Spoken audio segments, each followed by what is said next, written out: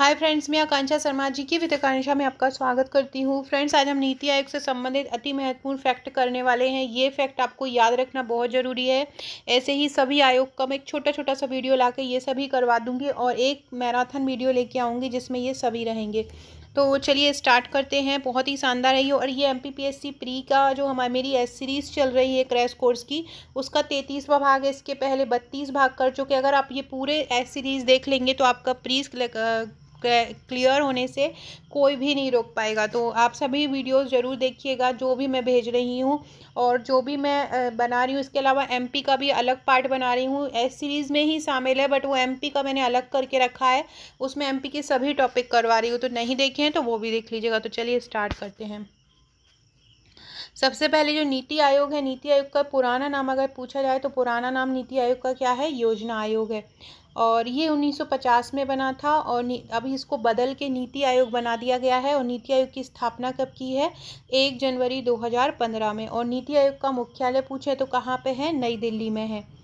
अगला है अधिकार क्षेत्र। तो इसका जो अधिकार क्षेत्र है वो भारत सरकार है, मतलब ये भारत सरकार के अंडर में रहता है। नीति आयोग किसके अंडर में रहता है? भारत सरकार के अंडर में रहता है। इसके अलावा अगर ये पूछें किस तरह का निकाय है तो ये गैर संवैधानिक निकाय है। मैंने बताया था आपको, जब भी मैं आयोग पढ़ाती हूँ मैं ये बात हमेशा बताती हूँ कि जो भी किसी संविधान में जब कोई किसी अनुच्छेद के तहत दिया हुआ होता है तो वो क्या होता है? वो संवैधानिक होता है। और जब किसी को किसी अधिनियम के तहत बनाया जाता है तो वो गैर संवैधानिक होता है। तो ये क्या है? गैर संवैधानिक है। अधिनियम के तहत बनाया जाता है तो गैर सांविधिक भी रहता है। क्या है? सांविधिक रहता है जब किसी अधिनियम के तहत बनाया जाता है।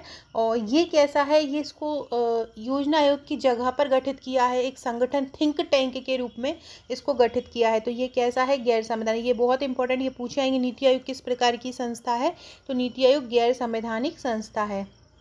अब हम इसके पढ़ते हैं। नीति आयोग के प्रथम उपाध्यक्ष कौन थे? नीति आयोग के प्रथम उपाध्यक्ष कौन थे? नीति आयोग के प्रथम उपाध्यक्ष थे अरविंद पनगड़िया। कौन थे प्रथम? जब ये नीति आयोग बना था 2015 में तो इसके उपाध्यक्ष थे अरविंद पनगड़िया। और अगर वर्तमान उपाध्यक्ष की बात करें तो वर्तमान उपाध्यक्ष थे डॉक्टर सुमन के बेरी, वर्तमान उपाध्यक्ष हैं। पहले उपाध्यक्ष कौन थे नीति आयोग के? अरविंद पनगड़िया थे। और वर्तमान उपाध्यक्ष कौन है? डॉक्टर सुमन के बेरी हैं। अगला पूछें कि अगर प्रथम CEO कौन थे, तो प्रथम CEO थे सिंधु श्री खुल्लर। प्रथम CEO कौन थे? सिंधु श्री खुल्लर थे। और वर्तमान CEO कौन है? BBR सुब्रमण्यम। प्रथम CEO कौन है? सिंधु श्री खुल्लर। और वर्तमान CEO कौन है? BBR सुब्रमण्यम। और अगर आपसे पूछे वर्तमान अध्यक्ष नरेंद्र मोदी और प्रथम अध्यक्ष भी नरेंद्र मोदी थे, उस समय ये PM बन चुके थे। नीति आयोग का जो अध्यक्ष होता है वो भारत का प्रधानमंत्री होता है।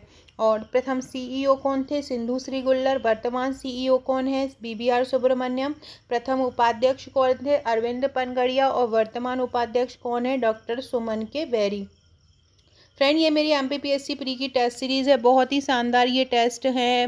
2500 MCQ है ये टोटल, जिसको FLT और टॉपिक वाइज में बांटा है। इसमें 22 FLT है, मतलब 2200 यूनिट वाइज क्वेश्चन दिए गए हैं। इसमें सिलेबस की हर यूनिट से क्वेश्चन लिया गया है। और 3 टेस्ट टॉपिक वाइज है जिसमें 2 करंट के हैं और 1 टेस्ट स्पोर्ट्स का है, क्योंकि इसका वेटेज ज़्यादा रहता है। इसका एक आज मैं रात को एक और भी इसका मैंने एक टेस्ट आपको वीडियो में भी करवाया है। और आज एक करंट का 23वां टेस्ट लेके आऊँगी करंट अफेयर्स के, तो उससे भी आप समझ सकते हैं कैसे क्वेश्चन है। बहुत ही शानदार क्वेश्चन है ये और बहुत ही अच्छे से इनको कवर किया गया है। हर जो संभावित प्रश्न है उसमें ये 2500 MCQ कवर किए गए हैं। तो इसकी हार्ड कॉपी 999 की है और सॉफ्ट कॉपी 399 की है। सॉफ्ट कॉपी आपको व्हाट्सएप पर ही मिल जाएगी। आप व्हाट्सएप पर मुझे हाई लिख कर भेज दीजिएगा और मैं मेरे से पेमेंट नंबर लेके आप पेमेंट करेंगे, तुरंत आपको व्हाट्सएप पर ये टेस्ट मिल जाएंगे और साथ में एक ग्रुप से भी जोड़ दिया जाएगा। तो इस प्रकार से आप ये परचेज़ कर सकते हैं। अब हम नीति आयोग से संबंधित कुछ इंपॉर्टेंट फैक्ट पढ़ते हैं। फ्रेंड, डिस्क्रिप्शन बॉक्स से WhatsApp, Telegram, Facebook, Twitter, Insta से भी जुड़ जाइएगा। आकांक्षा 1957 मेरी इंस्टा आईडी है, तो इंस्टा पर मुझे फॉलो करके मैसेज भी कीजिएगा। 1957 है लास्ट में, आकांक्षा 1957। इसके अलावा 6260190944 मेरा व्हाट्सअप नंबर है, इस पर अपना नंबर सेव करवा दीजिए। स्टेटस के थ्रू भी आपको क्वेश्चन आंसर याद होते रहेंगे।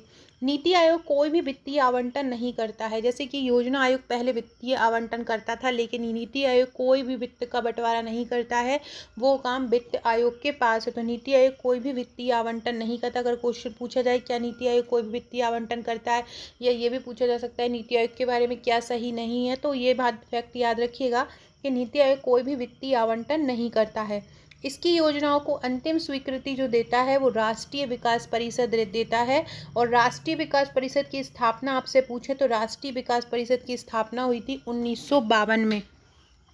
योजनाओं को अंतिम स्वीकृति कौन देता है? राष्ट्रीय विकास परिषद देता है।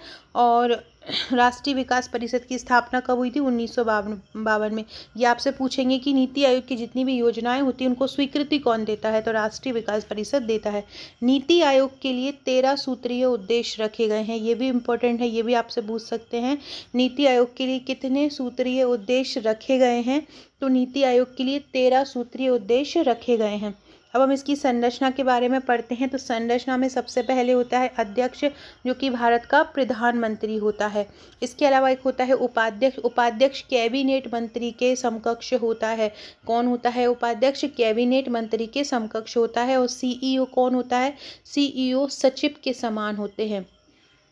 वर्तमान में अभी हमने अध्यक्ष पढ़ा था कि वर्तमान में उपाध्यक्ष कौन है? सुमन के वेरी हैं। और सीईओ वर्तमान में कौन है? सुब्रमण्यम है वर्तमान में सीईओ।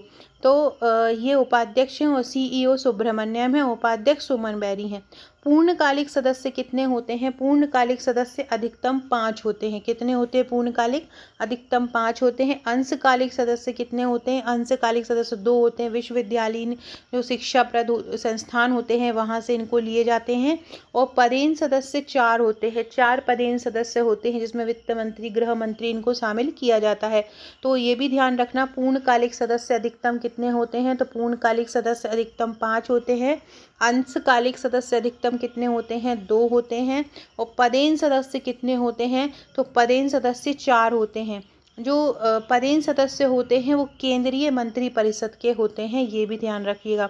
सरकार के थिंक टैंक के रूप में ये सेवाएं देते। इनका कार्यकाल निर्धारित नहीं होता है, कार्यकाल इनका निर्धारित नहीं किया गया है।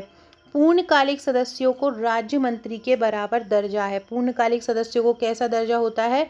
पूर्णकालिक सदस्यों को राज्य मंत्री के बराबर दर्जा दिया जाता है।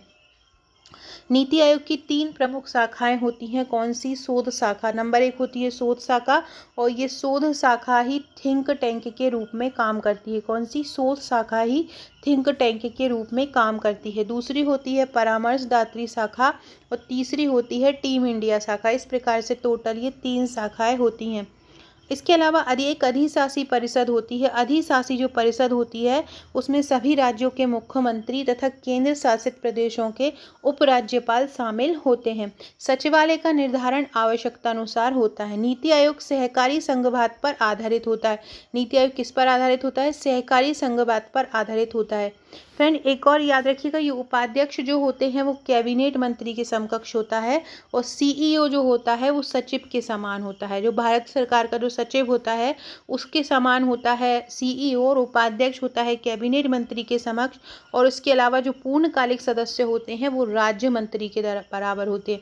ये तीनों फैक्ट भी याद रखिएगा। सो फ्रेंड, ये था हमारा आज का वीडियो। ऐसे ही और आयोग भी मैं कराऊंगी। न्यू है चैनल पर तो चैनल को सब्सक्राइब कर लीजिएगा, शेयर कर दीजिएगा। Okay friends, thank you.